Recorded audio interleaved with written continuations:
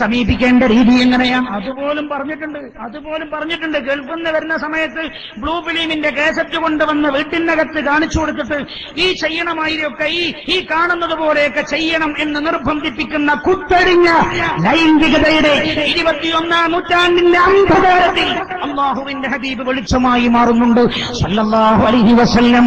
അല്ലാഹുവിന്റെ ഹബീബ് പറഞ്ഞതെന്താ? ലാ യഖവഹദുകും വലംറഅതിഹി കമാ തഖഉൽ ബഹീമ. ഒരു മൃഗം മറ്റൊരു മൃഗത്തിന് മേലെ കയറുന്ന പോലെ, അവ രണ്ടും ലൈംഗികമായ ഇച്ഛകൾ തീർക്കുന്ന പോലെ മനുഷ്യ നീ എങ്ങനെയായി മാറരുത്? ആരോട്? മനുഷ്യരോട്, മനുഷ്യ സമൂഹത്തോട്. പുണ്യനബി സല്ലല്ലാഹു അലൈഹി വസല്ലം.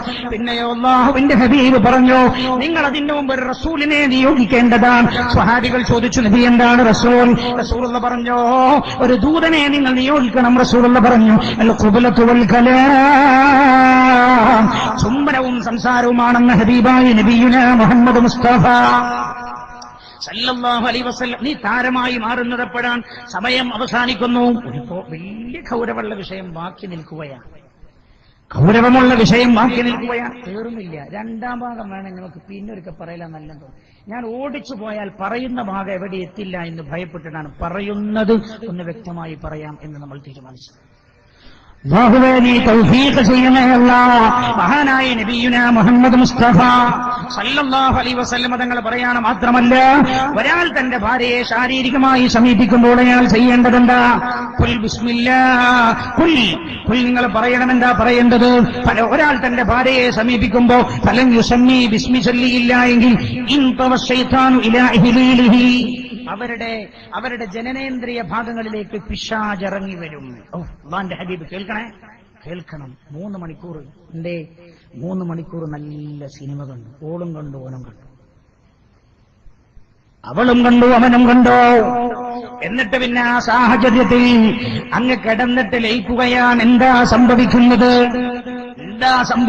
ലോകത്തിന്റെ ഒരു മുസ്ലിം ഉമ്മത്തെ എനിക്കും നിങ്ങൾക്കും വെളിച്ചം കാണിക്കുകയാണ്. അല്ലാഹുവിന്റെ ഹബീബ് പറയാൻ, ബിസ്മി ചൊല്ലാതെ നിങ്ങൾ ഭാര്യയെ സമീപിച്ചാൽ പിശാച് നിങ്ങളുടെ ജനനേന്ദ്രിയത്തിലേക്ക് ഇറങ്ങുമെന്നിട്ടോ തന്നോടൊപ്പം തന്റെ ഭാര്യയെ ലൈംഗികമായി ബന്ധപ്പെട്ടുകൊണ്ടിരിക്കുന്നുണ്ടാകും പിശാചെന്ന് ഹബീബായ നബിയുനാ മുഹമ്മദ് മുസ്തഫ. ആർക്കത് പറഞ്ഞു കൊടുക്കണേ? കേവലം പന്നിപ്പണിയുടെ രോഗാണുക്കളെ നിയന്ത്രിക്കാൻ കഴിഞ്ഞിട്ടില്ലാത്ത ലോകത്തിന് പറഞ്ഞു കൊടുക്കാൻ മനുഷ്യന്റെ കണ്ണിന് കാണാൻ കഴിയാത്ത ചില സംഗതി അല്ലാഹുവേ ഈമാൻ നീ വർദ്ധിപ്പിച്ചു തരണേ അല്ലാഹ്. അതുകൊണ്ട് തന്നെ ശാരീരികമായി ബന്ധപ്പെടുന്നതിന് മുമ്പ് അപ്പോഴൊക്കെ നീ താരാവുള്ളൂ. അല്ലെങ്കിൽ എന്താവും? നിന്റെ ഭാര്യയെ പൂർണ്ണമായി സംതൃപ്തിപ്പെടുത്താൻ നിനക്ക് കഴിയില്ല. ഭാര്യയെ സംതൃപ്തിപ്പെടുത്താതിന് ഞാൻ അതിന്റെ ഭാഷയൊക്കെ വേറെ പിന്നെ പറയണം. വളരെ ഗൗരവമായി ചർച്ച ചെയ്യേണ്ട. ഭാര്യയെ സംതൃപ്തിപ്പെടുത്താതിരുന്നാൽ വീട്ടിന്റെ അറയുടെ അകത്ത് തുടങ്ങും കശപിശ. അറയുടെ അകത്ത് കശപിശ തുടങ്ങിയാൽ പിന്നെ അതിങ്ങനെ വ്യാപിച്ച് ക്യാൻസറായി രണ്ടുപേരും പിരിയുന്നിടത്തേക്കെത്തി. ഒരു കുടുംബ ബന്ധം തകർന്നു. ഇബ്ലീസിന് ഏറ്റവും ഇഷ്ടമുള്ള സാധനം എന്താ അറിയോ? കുടുംബ ബന്ധം തകർക്കരാ, ഭാര്യനും ഭർത്താവിനും തെറ്റിക്കരാ. എന്തുകൊണ്ട് മഹാനായ സക്കരിയ അലൈഹിസ്സലാം പറഞ്ഞല്ലോ, ഇബ്ലീസ് തന്നെ ഒരിക്കൽ പറഞ്ഞല്ലോ മൂസാ നബി അലൈഹിസ്സലാമിന്, ഞാൻ ആളുകളെ പിടിക്കുന്നത് മുഴുവൻ പെണ്ണുങ്ങളെ ഉപയോഗപ്പെടുത്തിയിട്ടാണ്. എങ്ങനെ?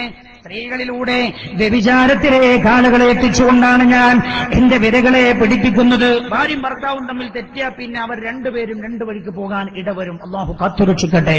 അതിന്റെ പണി അവൻ തുടങ്ങുന്നത് എവിടെ അറിയോ? നമ്മളെ ഭാര്യയെ ശാരീരികമായി ബന്ധപ്പെടാൻ ശ്രമിക്കുമ്പോഴാണെന്ന് നബിയുനാ മുഹമ്മദ് മുസ്തഫ. അതുകൊണ്ട് റസൂലുള്ളാഹി പറയാണ്, അഊദു ബില്ലാഹി സമീഉൽ അലീം മിനശ് ശൈത്വാനിർ റജീം ബിസ്മില്ലാഹിർ റഹ്മാനിർ റഹീം. അതിന്റെ പൂർണ്ണ രൂപം 3 തവണ സൂറത്തുൽ ഇഖ്ലാസ് പാരായണം ചെയ്യണം.